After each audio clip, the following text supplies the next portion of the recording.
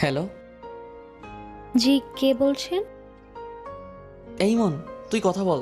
আমি পারবো না দোস্ত, প্লিজ। আমি কথা বলতে পারছি না, কেমন জানি ভয় কাজ করছে। তাই আমার বন্ধু ইমনকে বললাম কথা বলতে, কিন্তু ও রাজি হলো না। কি হয়েছে? কথা বলছেন না কেন? আজব তো। আমি শুভ। ও, তা আপনি ফোন দিয়েছেন কেন? আর নাম্বার কোথায় পেলেন? আপনি নাকি আর স্যারের কাছে পড়তে আসবেন না? না তো। কেন আসবেন না? কিছু কি হয়েছে? কেউ কি কিছু বলেছে? ব্যাপার কি? আজ আপনি আমার যাওয়া না যাওয়া নিয়ে এত জিজ্ঞেস করছেন হঠাৎ? কখনো হাই অথবা হ্যালো তো বলেননি স্যারের কোচিংয়ে। না মানে, ইমন বলল যে আপনি আর আসবেন না, তাই আর কি ভাবলাম খোঁজ নিয়ে দেখি। ইমনকে আবারও ফোনটা ধরিয়ে দিতে চাইলাম। ইমন আবার অস্বীকার করলেও আমি ওর কাছে জোর করে ফোনটা রেখে কাঁপতে শুরু করি।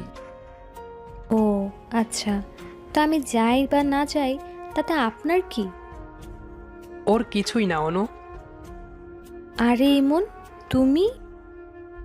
হ্যাঁ হ্যাঁ, আমি। আর শুভর শরমে হাত পা কাঁপা শুরু করছে। এত শরম পেলে ফোন কেন দিছে? ওনার কাছে ফোনটা দাও। ইমন আমাকে ফোন দিতে চাইলো, কিন্তু আমি উল্টা দিকে দৌড় দেওয়া শুরু করলাম। এক দৌড়ে আমি আমার বাসায় উপস্থিত। বাসায় যেয়ে সাথে সাথে রেফ্রিজারেটর থেকে হাফ লিটারের ঠান্ডা পানি বের করে এক নিমিষে পান করলাম। হাত পা এখনও কাঁপছে, হার্টবিট উঠানামা করছে প্রচণ্ড গতিতে। যদিও অনুর সাথে কথা বলার সময়ের সাথে এখনকারটা হাজার ব্যবধান। অনু আর আমি একই কলেজে ইন্টার সেকেন্ড ইয়ারে পড়ি, দুজনই দুজনকে পছন্দ করি, আর দুজনই সেটা জানি। অথচ আজ পর্যন্ত কেউ কারোর সাথে পড়ার বিষয় ছাড়া কথাই বলেনি। আজ হঠাৎ অনু কোচিংয়ে আর আসবে না কথাটা শুনে মনের ভিতর ক্ষত সৃষ্টি হয় যে মন ভরে আর অনুর দিকে তাকিয়ে থাকতে পারবো না। কোনো এক কারণে আমার বন্ধু ইমনকে বললাম অনুর সাথে কথা বলে সমস্যাটা জানতে, কিন্তু ইমন বলে দেয় সে সাহায্য করবে না, করলে আমাকে একাই করতে হবে। ইমন শুধু ফোন করিয়ে দিবে, কথা আমাকে বলতে হবে। আমি অনেক ভেবেচিন্তে রাজি হই। পরের দিন কলেজ থেকে ফেরার সময় রাস্তায় আমাকে আটকায় অনু আর তার বান্ধবী জান্নাত। তো কেমন আছেন শুভ সাহেব? এই তো ভালো, আপনি? ভালোই। আপনারই তো এখন অনেক সাহস। কোথায়? কি বলছেন? আর সাহস থাকতেই পারে, ছেলে হয়ে জন্মেছি, সাহস আমার থাকবে না তো কি থাকবে? ও তাই নাকি? সাহসটা আরেকটু বাড়িয়ে কাউকে ফোন দিয়েন, না হলে ফোন দেওয়ার দরকার নেই, বুঝছেন? জি আচ্ছা। কোথায় যাচ্ছেন? বাসায়। আর কোথায় বা যাব? ব্যাপার কি আজ এত ভাব? কোনোদিন তো এমন ভাব নিতে দেখি নাই। কোথায়? আর কি বলছেন? সাইড দেন, বাসায় যাব। বাসায় তো এমনিও যাবেন, অমনিও যাবেন। আসেন একটু সামনাসামনি ফোনে কথা বলি। জান্নাত, বেশি হচ্ছে, ছেড়ে দে বলছি ওকে। ও বাদ দেব? আমার বান্ধবীর মনে খুব কষ্ট লাগছে, তাই না? আমি আসি। এই কোথায় যাচ্ছেন? দাঁড়ান দাঁড়ান। আমার হাত ধরে জান্নাত টান দেয়। আমি অন্যদিকে তাকিয়ে হাত ছোটাতে চেষ্টা করি। হাত ছাড়েন প্লিজ। না না, আজ আমি আপনার সাথে প্রেম করব। জান্নাত, বেশি হচ্ছে, ছেড়ে দে বলছি ওকে। ছাড়বো না। কি করবি? দেখবি? হুম। ওকে, এই দেখ। অনু জান্নাতের সবগুলো চুল এলোমেলো করে দেয়। জান্নাত তাড়াতাড়ি আমার হাত ছেড়ে নিজের চুল সামলাতে ব্যস্ত হয়ে পড়ে। অন্যদিকে আমি ছাড়া পেয়ে 14 পুরুষের নাম ভুলে দৌড় দিতে থাকি। আমার দৌড় দেখে ওরা দুই বান্ধবী হাসতে হাসতে শেষ। বেচারার কি অবস্থা হয়েছে দেখ। আমি বুঝি না কি বুঝে যে এই গাধাটাকে তোর ভালো লাগলো? প্রেম করার জন্য গাধাই উপযুক্ত, জানিস না এটা? প্রেম? তাহলে তোকে প্রপোজ করতে হবে। ও কোনোদিন করবে বলে মনে হয় না। হ্যাঁ রে, আজ পর্যন্ত চোখে চোখ রেখে কেমন আছি পর্যন্ত বলেনি। অসুবিধা কি? আমি প্রপোজ করলেই বা কি হবে? তবুও যদি গাধাটাকে সারা জীবনের জন্য পাওয়া যায়। তা ঠিক। তা কবে করছিস? 1 সপ্তাহ সময় নিলাম তোর থেকে, এর মধ্যেও প্রপোজ না করলে আমি করব। তুই যদি 1 বছর সময় নিতে ওকে দিয়ে প্রপোজ করাতে তাহলেও মানতাম। 1 সপ্তাহ? অসম্ভব। দেখাই যাক না। আচ্ছা চল। হুম। আমি ভয় শেষ। কাল কলেজ যাব কিনা সেটা ভাবছি, কিন্তু কাল তো কলেজে একটা প্রোগ্রাম আছে যার ভার অনেকটাই আমার উপরে, কারণ আমি ক্লাসের ক্যাপ্টেন। পরের দিন কলেজে গেলাম, অনুকে দেখতে পেলাম না।